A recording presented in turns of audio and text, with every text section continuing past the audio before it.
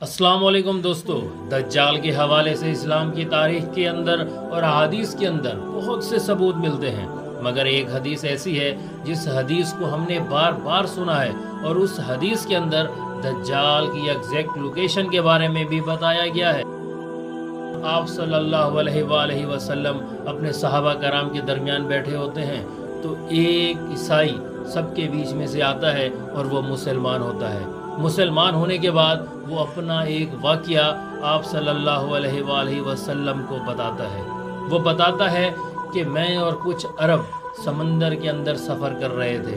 अचानक समंदर का मौसम बदल गया, वहाँ पे तूफ़ान आ गया और तूफ़ान के अंदर हमारी कश्ती अपने रास्ते से भटक गई। जब हमारी कश्ती भटक गई तो पूरे 1 महीने तक हम इधर उधर भटकते रहे। आखिरकार जब तूफ़ान कुछ थम चुका था और समंदर ने हमें ला के एक जजीरे के ऊपर खड़ा कर दिया। वो एक ऐसा जजीरा था जहां पहुंचने के बाद हम कुछ मुतमईन हुए, लेकिन वहां पे हैरान कुन बात हमारे साथ ये हुई कि हमने वहां पे एक ऐसी मखलूक देखी जो बहुत ही अजीबो गरीब किस्म की थी। उसके जिस्म के ऊपर बहुत से बाल थे और उसका रंग बिल्कुल स्याह काला था। उसको देख के पहले तो हम खौफ में आ गए, फिर हमने उससे सवाल किया कि तुम कौन सी मखलूक हो और तुम यहाँ क्या कर रहे हो।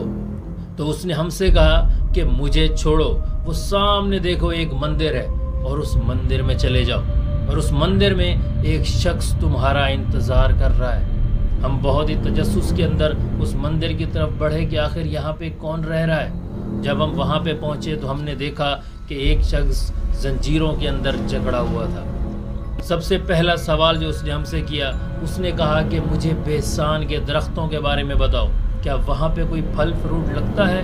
तो हमने कहा बिल्कुल, वहाँ पे बहुत ज़्यादा मिकदार के अंदर फल फ्रूट लगता है। तो उसने कहा बहुत जल्द वहाँ पे कुछ भी नहीं होगा। फिर उसने हमसे कहा कि मुझे लेक ऑफ तिब्रिया के बारे में बताओ, क्या वहाँ पे पानी है। हमने कहा बिल्कुल है और उस लेक के अंदर बहुत ज़्यादा मिकदार के अंदर पानी है। तो उसने कहा बहुत जल्द ये भी खुश्क हो जाएगी। फिर उसने हमसे कहा कि मुझे उस उम्मी पैगंबर के बारे में बताओ, वो आजकल कहाँ है और क्या कर रहा है। तो हमने कहा कि वो मक्के से यसरब की तरफ हिजरत कर चुके हैं। वो काफ़ी खुश हुआ और उसने कहा कि क्या वाकई वो मक्के से मदीना यानी यसरब की तरफ हिजरत कर चुके हैं।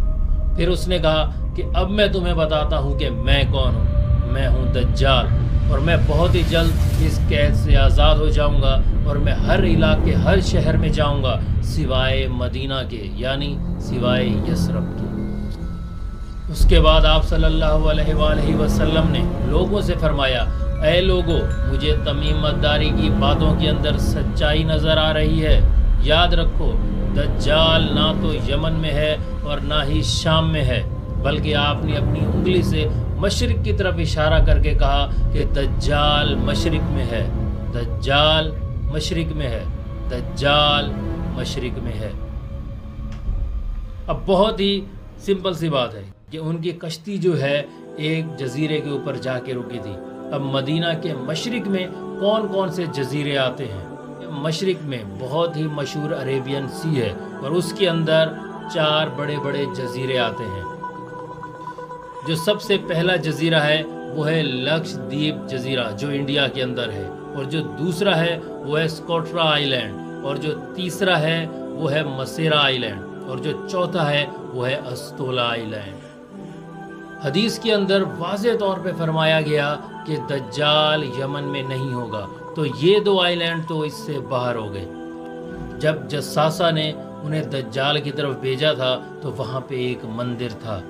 अब देखना ये है कि वो कौन सा जजीरा है जहाँ पे मंदिर के कोई असरात हों।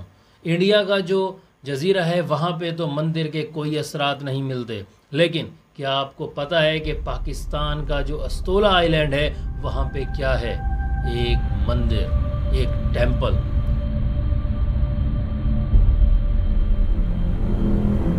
क्या आपको पता है कि वो मंदिर किसका है।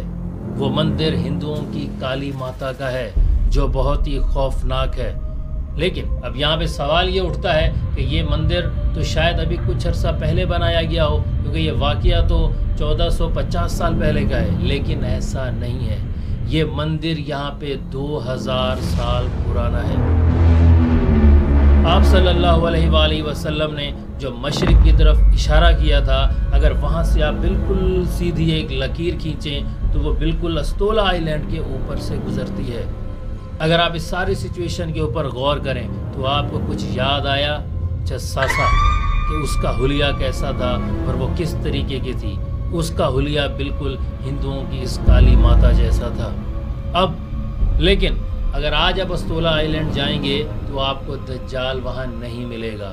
اب پتہ نہیں کہ وہ آزاد ہوا ہے یا نہیں ہوا، یا اس میں اللہ تعالیٰ کی کیا حکمت ہے، لیکن ان تمام کی تمام نشانیوں کی وجہ سے لگ یہی رہا ہے کہ دجال کا مقام جو ہے وہ استولا آئی لینڈ ہے۔